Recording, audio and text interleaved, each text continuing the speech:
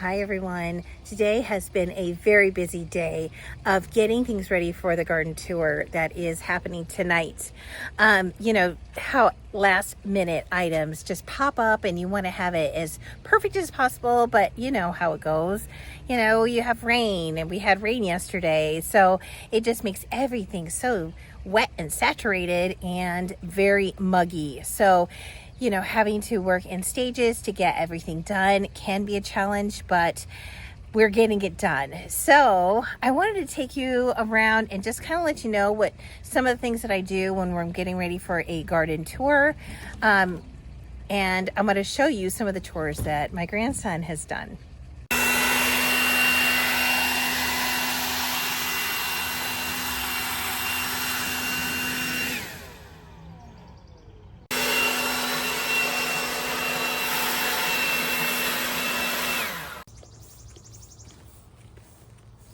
Okay, that's good. That's enough cleaner. There you go. Good job. Okay, I'll take the cleaner. This table feels so good.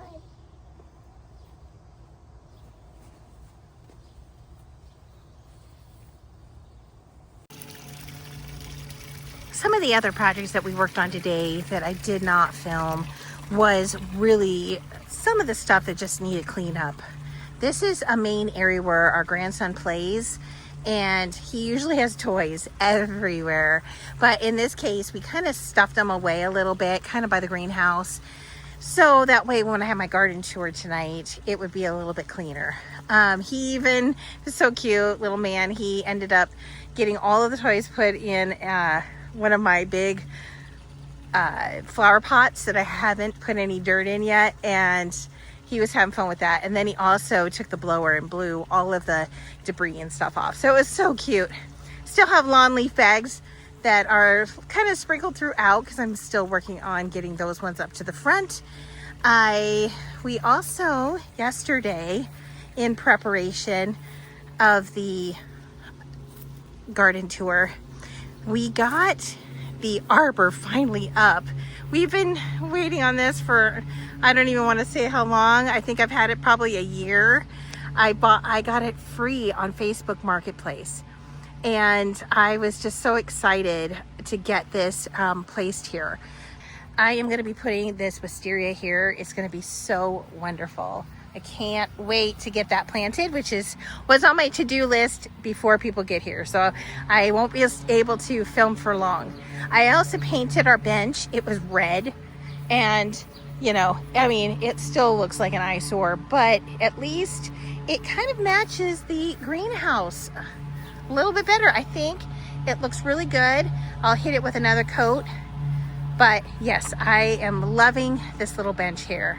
The biggest spot where we've been getting ready for this garden tour is the garden bed here. So if many of you have seen in previous videos, this has taken us a while to get done. So we broke ground on it last October.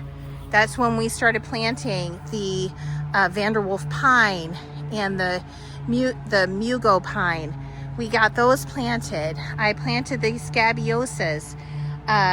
We've even got the Korean spice viburnum that we planted last year. And we just slowly kept creeping along and finally getting it all done. Now you can see that there's cardboard under here. That is for weed suppression because this area was all grass before, and weeds, like bad weeds. So we still have some areas that we need to fill in. You can see the cardboard. That's another thing I got to do here in just a few. But I also have some extra border rocks. I went and got some more yesterday. Another area that we've been chipping away at is the secret garden. It's looking so much better. We got it weeded, and I tied up the Rose of Sharon. It's just going strong, and we still have some roses up towards the top. I still need to do a little bit of pruning, especially towards the back of the secret garden, because that is going to be our new shade garden. And so I've got some other things that I need to do there, but it's looking really good. Now that it has gotten a little darker, I am going to take you around the garden and show you how everything looks. It is absolutely beautiful tonight. Perfect night to take you around the garden and show you what's going on. I'm starting out here at the front island. This is the island that we built last year, and I've just slowly been putting in different perennials in here to cover all of the seasons. So we've got the dianthus over here, and it has been blooming since spring. It is really nice plant. I've also had planted some other things in here. The peonies towards the back, those were existing. I tried to dig out all of them previously before we built this island, and look, they have survived it. So I figure if they really want to stay there, they could stay there. We've got some agastache, and I've planted some lavender here. We've got a hibiscus. I've got hibiscus on both sides that are the same, and then I also have another hibiscus which matches the other side. So I'm trying to have a little bit more symmetry on this side, not identical but pretty close. So you see I have the lavender over here, but then over on that side I also have the lavender. I've also got the agastache, the yellow variety of agastache. I've got that on either side. And for now, I have a purple fountain grass on either side of the rock. I've also planted up the lemon coral sedum here, ice plants on either side of the lemon coral sedum. And I've got some stock and celosia annuals just kind of planted, sprinkled throughout here, just to give it a little bit of something after everything else is looking really tired. The rock here is eventually going to have our numbers on it. So it's going to have our house numbers on here. Makes it a lot easier for people to find us. And we have a solar light that shines on there. Some of the other things that we have in here that just, I just added whenever, was a blue gamma grass. I had 3 of them originally in here, but the other 2 didn't make it. So I've just left this one, and hopefully it will rebound 100%. Right now it still looks a little bit dead in the middle, so we'll see what happens. And I have one lone little coneflower here. I don't know what happened to the rest of them, but they didn't make it either. But I also have planted some of the cherry brandy rudbeckia. So you'll see those little sprouts here. There's a drift of them here. And I have one more that I'm going to tuck right underneath the tree, right about here. And I'm sorry about pointing my finger, but I don't know other way to send it to you. But right here is where I'm going to put another one. But this canopy is pretty low still, because it is a baby tree still. It's only 3 years old.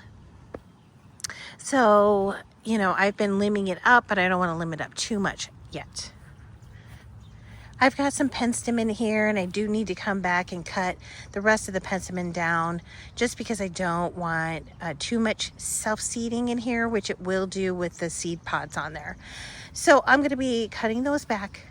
And then on each side, I have one of the boxwoods. And here towards the back, I have got 3 phlox. And I haven't planted anything here yet because my husband is still working on the back side of the rock. So you can see that it is just made up of mesh and wood, covered with towels and cheesecloth, then concrete layer, and then a mortar layer, and then paint. So it's a beautiful rock. I mean, from the front, it looks like a massive rock that we had to bring in with a crane, and now you see kind of what the internal look like, and so it can be done. He is a master at all of this stuff. I planted some more of those cherry brandy rudbeckias here in this drift. They're doing much better, but they were planted first. Then I have some celosias sprinkled throughout, and then I have some other powwow coneflowers there. I also have this shrub that I planted a couple weeks ago, and I don't know, it's not doing the greatest. I don't know. I checked the soil, it's plenty wet, and I don't know if that is what's hurting it, because we have had so much rain. But this is, the water requirement is medium to high, so I don't understand what is exactly wrong with it. This is the sage leaf willow. So I mean, it definitely is getting a lot of water. I just don't know what is going on with it. So fingers crossed it handles things better than I am seeing right now. These are the Stella d'Oro lilies with another boxwood, and then I have a couple of the hostas, because this is the east side of the yard, and then it gets a lot of shade, so I can get away with putting them in. And if you look, they're not burning or anything. So probably going to fill a little bit more hostas in this area here as I get them, or as I divide mine. I would really like a really big one, a really big hosta that takes up a lot of space in here. And I might just relocate these up a little bit closer to the tree and then have one big one, but we'll see. We'll see. I have multiple flower beds here in the front. The one under the locust tree is not as beefy or robust as some of my other beds are. The tree is really old, and it's been here for a really long time, well before we bought the house. And so the root system is pretty extensive, and there's not anywhere I can really kind of fit any plants in there. So what I've done is I have planted just annuals mostly in here, just to give it some something instead of just weeds. But I do have a couple heucheras in here, and I have bee balm, but mostly annuals, like the jazzberry, Super Tunia jazzberry. I've got some of the like Sweet Caroline potato vine, and then I have some of the Super Bells in here, the white. So it's not the greatest bed, but there's really not a lot that I can do until I can really figure out how to plant this up without there being a problem. This is one of my earliest flower beds. You can see that it is really packed full of stuff from the Brunnera in the front, different types of hostas. I have some irises in here, and Bobo hydrangea to the back. And I have a anise hyssop here, or agastache. I call it agastache, but this has beautiful purple flowers. It does really, really well. And then I have sedum here, like autumn joy, and I have a hellebore kind of tucked in there. You can see it a lot better in the springtime, but it has the most beautiful turned down flowers. It's really pretty. And then I planted a boxwood kind of back there, so you can see it from when you are standing in the entry of our house. You can see that there. The bed that is in front of our house is not as robust either.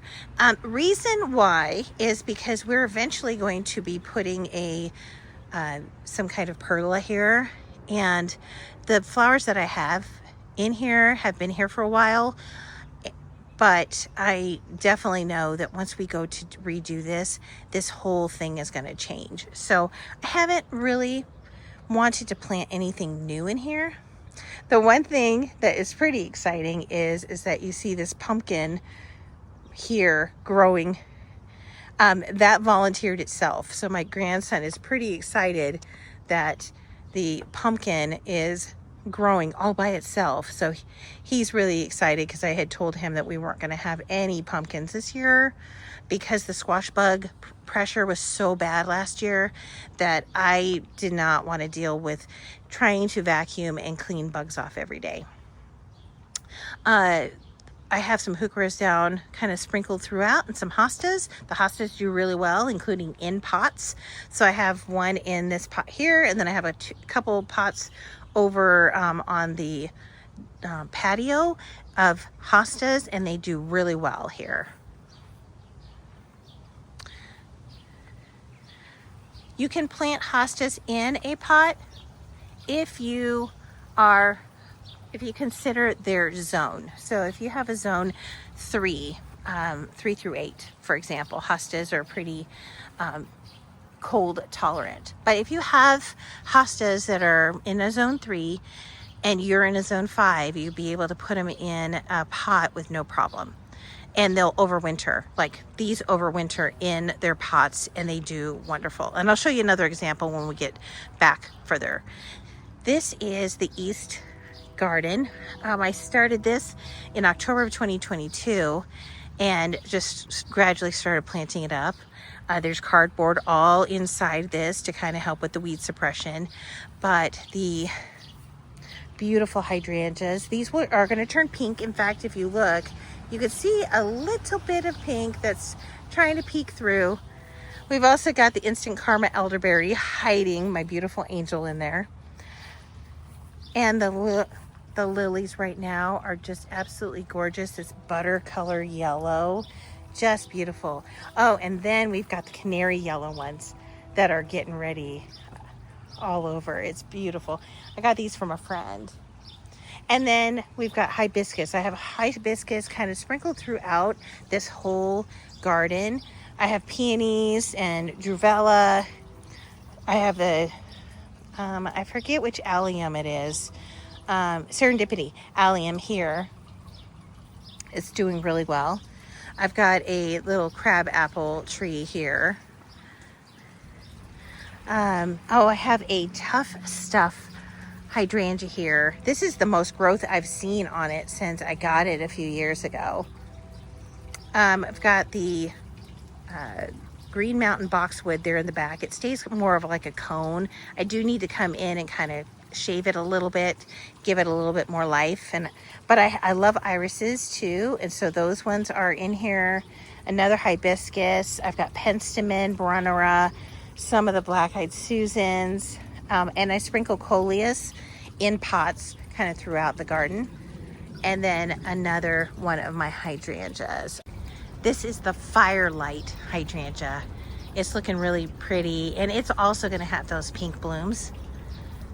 As we walk into the East Garden, this is what I call the East Shade Garden. We've got the great pergolas. My husband built the pergola back here, and it is just covered with shade loving plants because we are on the east side of the house. So we have a lot of things that get the morning sun and then the evening and afternoon shade. So everything does really well in this environment. So I have hostas over here that don't get burned.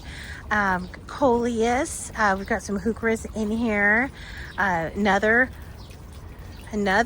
hibiscus. Look at that. I mean, it doesn't matter if it's sun or shade. They absolutely love it. I do have some of the lungwort down here. I got a few of those in here, and I have our Blood Good Japanese maple. We've also got more hostas that kind of sprinkle throughout the side of the retaining wall, and our beautiful fountain with some flowers, some begonias, and some super bells in there. This is really kind of makes the statement. We have coleus and some of that sweet potato vine, along with some of the super bells and the supertunias in there. We've also have some more of the different types of lilies here. This area is a work in progress. We've got some of the, I think this one is called Endless Summer, and they are pink here. But I took out some of the stuff that was in here and I planted an eclipse, and it has like a darker pink flower, but this is its first year, so I'm not expecting it to do anything right now. I am planning on planting a little small hosta kind of next to it. But here's the other one that I was talking about that's in a pot. It's in a huge pot and it loves its life there. The clematis is since done, but the green of it just is so gorgeous. I was really trying to find stuff that would kind of hide the gas meter on this side of the house. It's ugly. I'm thinking about painting it. We'll see. But the hostas and the heucheras do so well here. I've got the purple fountain grass and just finished with its bloom cycle, but I have these two clematis and they're called Sweet Summer Love. They bloom in the summertime instead of the spring like most do.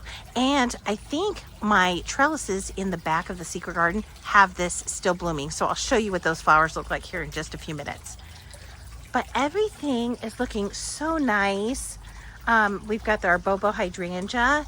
This one I do really want to move because it feels like it's out of place and it kind of hides the others Endless Summer that's kind of tucked behind it. So I want to get that moved, but I'm just gonna wait because it looks so good. And then the Julia Childs rose tree is still looking really beautiful. It's already had one flush of blooms and I came in and deadheaded it, and now we're looking at more blooms. It's just beautiful. Now I do need to cut the grapevine because it is getting kind of leafed out to the point where it starts to climb onto flowers, and I don't like that. As we move into the backyard, this is what we call Garden Avenue, and Garden Avenue is in full sun. The only time that there is any shade is the area by the gazebo, and I will get to that in just a minute. So we've planted some Russian sage here. We've got an oak leaf hydrangea. That one is getting really close to start showing some bloom, but it's got a little bit more time left. This Spirit 2 just got done, but my goodness, when it was in its bloom, it was like beautiful light pink. In fact, you can still see a little bit of the light pink that is shining through some of the spent blooms. But it was a really, really beautiful thing. And when I was having some garden tour people come a couple weeks ago, they saw it and they were like, what is that? So I was happy to tell them the Spirit 2, and they offer it with Proven Winners. They're offering it again. Oh, and look, here is a bloom from the oak leaf hydrangea. That one is small compared to the other ones that we should be seeing here shortly. Oh my gosh, they are huge. Like they're twice as big as my hand. I can't even hold the blooms when they arrive. Over here is just a menagerie of things. We've got some of the Coreopsis, the Zegrib, and then the Baptisia. It's done, but it is making seeds here. So these are where all of the flowers are. And then once they start drying out, they go from this color to a purple. And then once the seed pods are dry, you can like pick these, and they have like 6 or 7 seeds in there. And it's really exciting to try to grow this. Now, the one thing you can see is I have bindweed all over it. I have pulled and pulled and pulled and trimmed. There is no stopping this stuff. So I am at least out here once a week trying to pull the stuff off, but you know, it's a never ending battle to deal with all of the bindweed. Here we've got our Coreopsis, and it is almost done with this bloom cycle, and then it'll flush some new. I usually come in here and deadhead. All of these brown pods have seeds in them, and they have a lot of seeds. So if I don't come in and trim them, they'll seed themselves in the pathway, and then I have babies, which I don't mind because then I just move them to a different location. This whole area has kind of naturalized itself a little bit. I started out with one plant and it's kind of grown into several plants. And I'm okay with that. Because they're easy to pull out if you don't like them. Like if you think it's kind of taking over too much, it's easy to remove. Let's see. The penstemon I've already cut back, and the salvia is starting to have its second flush of blooms. Right now, the spotlight is on the Pinky Winky hydrangea tree. It is doing absolutely stunning. We'll get back to that in just a sec. Right here is the agastache, and that's that same one that we had up front. We have these are dwarf euonymus. They're the burning bush, but they're the shorter kind, so they're only getting to about 5 feet tall. And so the lemon coral sedum just looks so beautiful against the green flowers. And then these start to turn kind of like a orangey red in the fall. And when they turn, it makes that lemon coral sedum stand out even more. It's beautiful. I've got a lot of salvia. I've already cut the irises back. We've got a Lo and Behold buddleia. It is spending its blooms, but it's still holding on. It looks great. All the pollinators love it. But here is the Pinky Winky. And you can see it is definitely starting to get some of that pink color in there.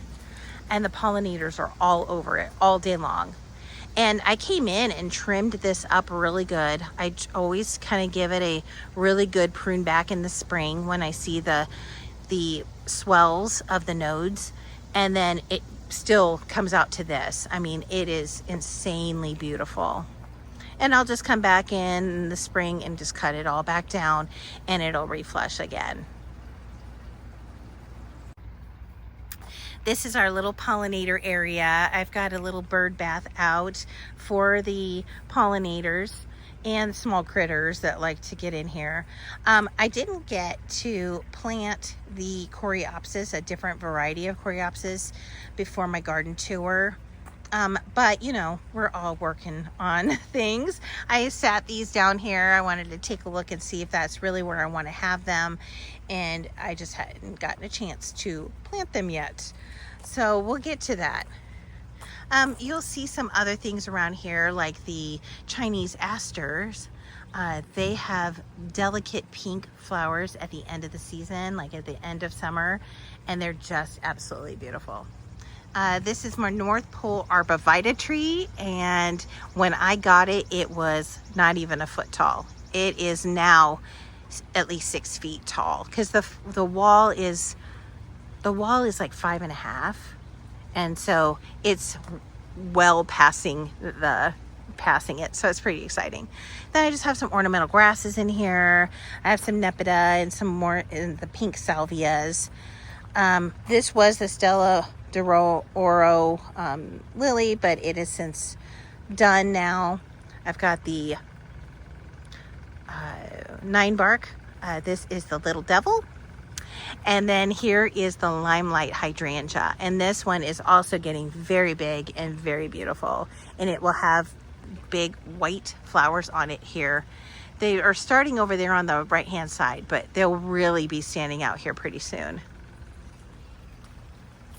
On this side, next to the Pinky Winky hydrangea tree, we've got another type of hibiscus. I really like these hardy hibiscus. There are different varieties of hibiscus, but these ones are cold hardy, so always look for the hardy ones.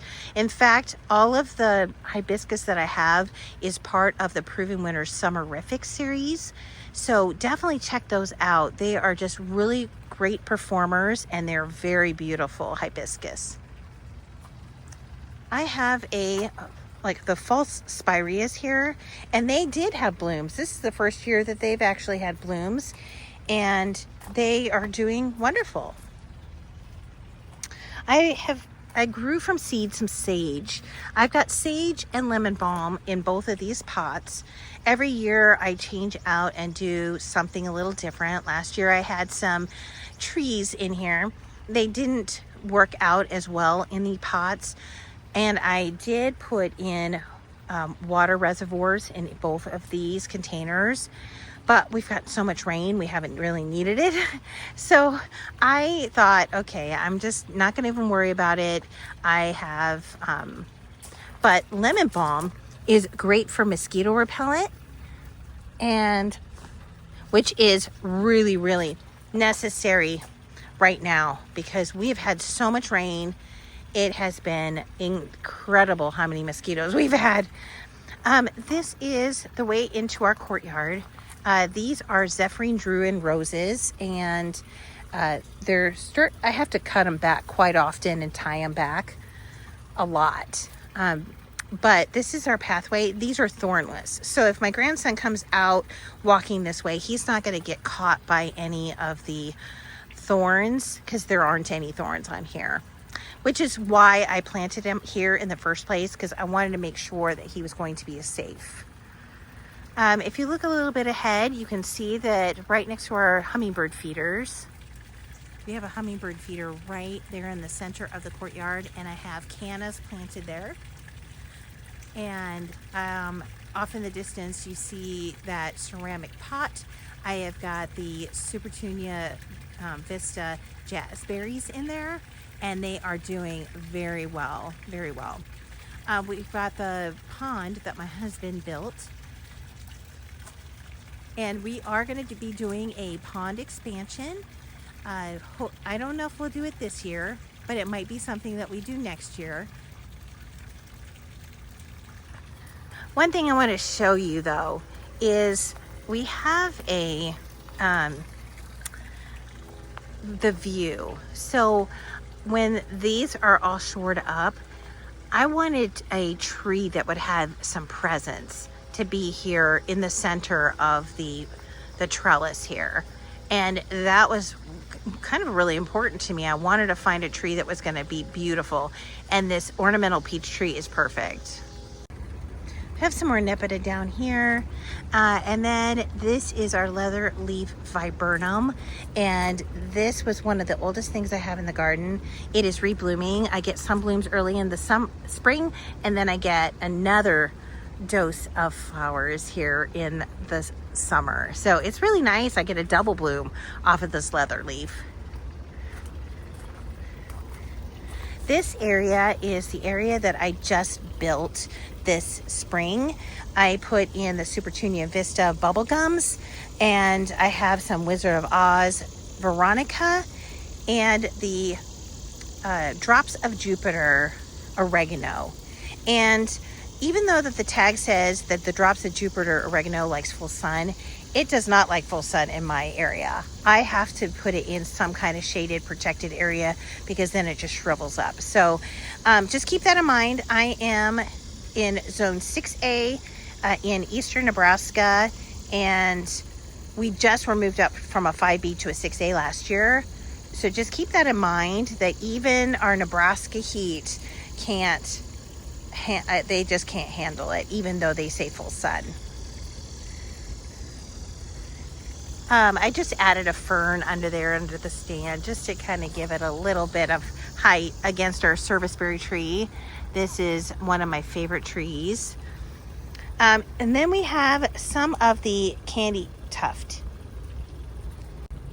These are ground cover, so that's why I'm just kind of letting them do their thing here, and they'll just spread out. I have left this space here only because I get out my hose reel a lot and kind of bring it back and forth, and I just don't want to do that to the plants. As we turn around, I'm going to kind of go back a little bit.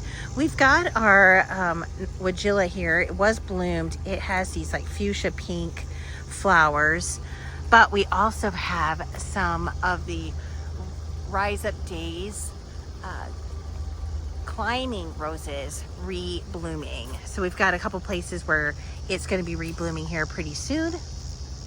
I did cut back that a little bit too, because it was flopping over into the walkway and it was catching on my hair, and I'm 5'4", so you know if it's catching my hair, it's going to catch somebody else in the face or something. Then we have the dogwood. It is also starting to get its buds on there, and it has some more lilies and some phlox that are getting ready to bloom in the back.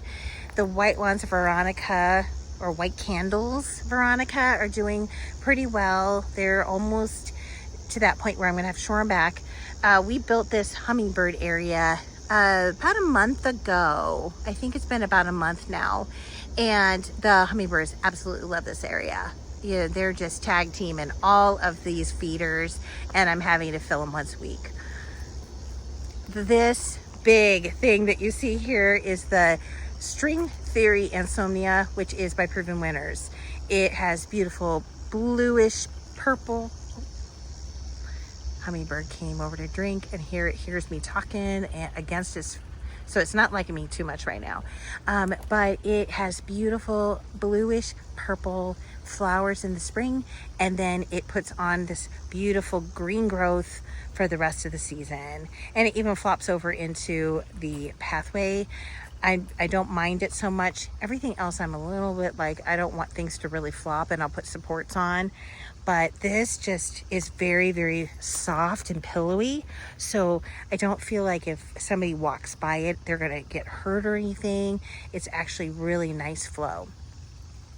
Got another hibiscus here, and then the Seventh Sun tree. And this will get some beautiful pink flowers on it. And then even after the flowers are spent, it still leaves a pink centers, like calyx almost.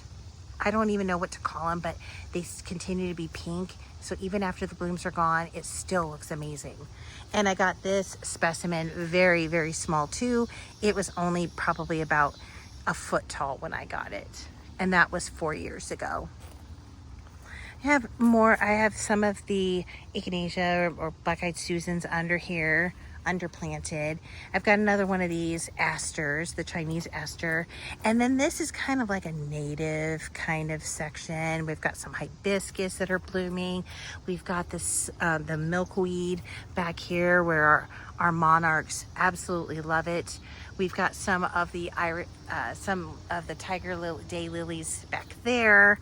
And I definitely feel like I'm going to redo this area because you kind of lose some of the stuff. The Stokasters you can't see, the purple fountain grass that I planted you can't see. So I'd really like to redo this a little bit next year. And the button brush, it is all done now. In fact, you can see one little blooms going on over here. And the pollinators love it. Earlier I saw a butterfly laying on it. In fact, I might have some of that footage and I'll throw it in there so you can see it.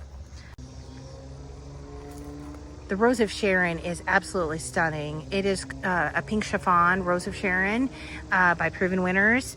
And it was flopping so much, I did tie some of it up, but I couldn't tie it all. So I just kind of let it kind of drape down. It still looks amazing.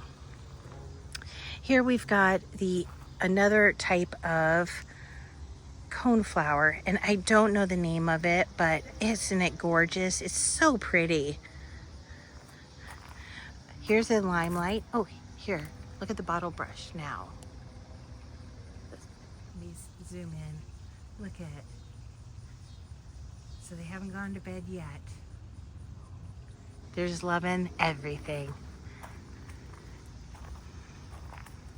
So I have some more daylilies sprinkled in, hibiscus, and then as we move over, here is the secret garden. And mind you, it's still a little bit messy. I just got all of the roses kind of pruned up as the best I could because they were all kind of coming outward this direction, like out straight out, and that was just not working. So I came in here and cleaned it up, and now it looks so much better. I still have some cleaning to do in here, but it's definitely looking so much better in the secret garden. We've got our lilac here, which is done for the season, but it smells absolutely gorgeous in the spring. I've got some peonies. Unfortunately, they always get this powdery mildew, which you can see when you zoom up on it, is powdery mildew. And especially when it's rainy, and we've just had seriously rainy conditions all season long. I've got some of the Black-Eyed Susans here and some of the agastache that blooms in the spring, so it's almost done. And then the other agastaches will start kicking in. I've got a forsythia, I've got a mock orange, and a dogwood, and it is definitely become like top heavy. I need to really kind of come in and cut it down. And then we've got the cotton candy coral berry, which will have these beautiful cotton candy-esque berries on it, and then the birds and everything pick them off during the off season, so it works as a little bit of food for the birds.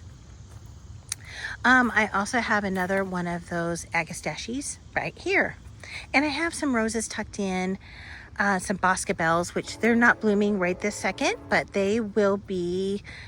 They may have another bloom cycle. Oh my goodness, this is the third train, guys. It has taken me forever to get this filmed. I don't have much time in between train horns. So I've got the Holy Grail hibiscus, some denim and lace Russian sage. I have some of the Stella d'Oro lilies down here. I got them on my clearance. That was my clearance find. Okay, I think all the train horns are done. At least maybe for another 15 minutes until another train comes through. But anyway, we've got the white coreopsis. They are just doing fabulous this year. I got them early in the spring and I just couldn't pass up getting a few of those. I've got the serendipity alliums here and Eden climbing rose. It's been a little bit slow on the draw. I mean, I got it last year. This is about the most growth that I've had. I don't know if it just doesn't like the spot, but you know, I'm going to give it a little bit more time and we'll see how it does. Got irises I still need to prune back. This beautiful dogwood,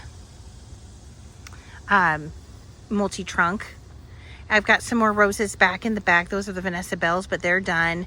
I have a boxwood and some, I have a Helen von Stein lamb's ear with the Korean spice here, the Scabiosa, and then I have some kind of stone crop here. I can't remember the name of it, but I really like that one. Vanderwolf pine. My lilac tree is not doing so hot. I don't know what is going on with it, but I am going to prune it back in the fall and see if we can't try to revive it. If not, I'm going to just take it out and put something else there. I've got the Thunderstruck crepe myrtle, and I just got this. My husband got it for me in Oklahoma City. And I want to come in and stake it so I can kind of like do a multi-trunk type tree. So I need to come in here with stakes, but that is definitely something that I'm going to do, but I just haven't had a chance to get to it yet. I do have a North Pole arborvitae here. It's seen better days, but it is, don't worry, it's going to be fine. That is about the size that the other ones were. So I know that this one's going to do just fine. It just needs some time. And then I have some of the Ansomnia, but it's a different type of Ansomnia here. I've got the Mugo pine there in the back. Those Japanese honeysuckles are actually invasive species that have come over from our neighbor's yard. They are a hellcat to get dug up because their taproots are so far down into the ground. All you can do is whack it and try to stump kill it, but even the stump killer is not killing it. So it's been really tough to eradicate this stuff. I've got a few of them. I've been just not trying to knock them down as much as I can, but it is what it is. And then I have a butterfly bush or buddleia over there. So the other parts are still a work in progress. This is going to be a future play area for our grandson and our future grandbabies, because now we are expecting 2 new babies. So we're pretty excited. They won't be ready to play in this area anytime soon, but we are going to break ground on that here pretty soon. If if you've been with me before, you've seen that we were starting to work on this project this spring. We had flower boxes here. We tore out the flower boxes. We still have to come in here and level this area out, and then we're going to plant grass here. So it'll be a lot better looking here very soon. This is the greenhouse. Now, I've showed this too on videos. So I'm just going to show you. Here is the greenhouse. We still have windows to do and to install the door, but it is coming along beautifully. Over here is the entrance to my veggie garden. Here, look at all of the herbs. I have everything from dill, sage, tarragon, lemon balm, thyme, lemon thyme. I have some mint in here, some apple mint right here, and another oregano and basil. And I am in here picking basil like twice a week and drying it. It is just doing so great. I'm going to have to come out here tomorrow and give it another shoring. And then I also need to do some more thyme and cut some of this lemon balm down a little bit as well. But yes, the herbs are doing very, very well. So that really is going to wrap up my garden tour. I didn't get to show you the Bobo hydrangea hedge that is really doing well. Planted that a couple years ago, and now it's really starting to shine. We lost one right where the Hamlin grass is sitting right now. Our lawn guy kept mowing over it and just destroyed it. So eventually I like to get another Bobo and put it there. But for now, this little hedge, and that's the reason why I have these cages on here, because that keeps the lawn guy from like whacking them, because it's happened way too much. In fact, that's why this one is a little bit more straight up versus flowy and bouquets like the other ones, because it's gotten knocked down a couple times. I finally wanted to get some cages around it just to make sure that it stayed nice. So, well, and we're also working on, my husband is making concrete little pavers, and we still need to finish off this area here, but he can only make like 3 at a time. So I've got 3 more that I need to put out here, but we will need several more to finish off this space. But everything is looking so pretty. I am very happy with how everything is looking. The boxwood hedge is really coming in nicely. And, you know, we've also planted a different hydrangea there. It stays a little bit smaller. But everything is just looking so pretty, considering it's mid-July and usually everything looks terrible. I mean, our grass usually looks really bad. We don't have any sprinkler systems and we don't have irrigation. I take care of everything water manually. So I just am really happy with how the garden is looking, and very, very, very happy this season. So thank you, everybody, and we will see you next time. Have a great garden day.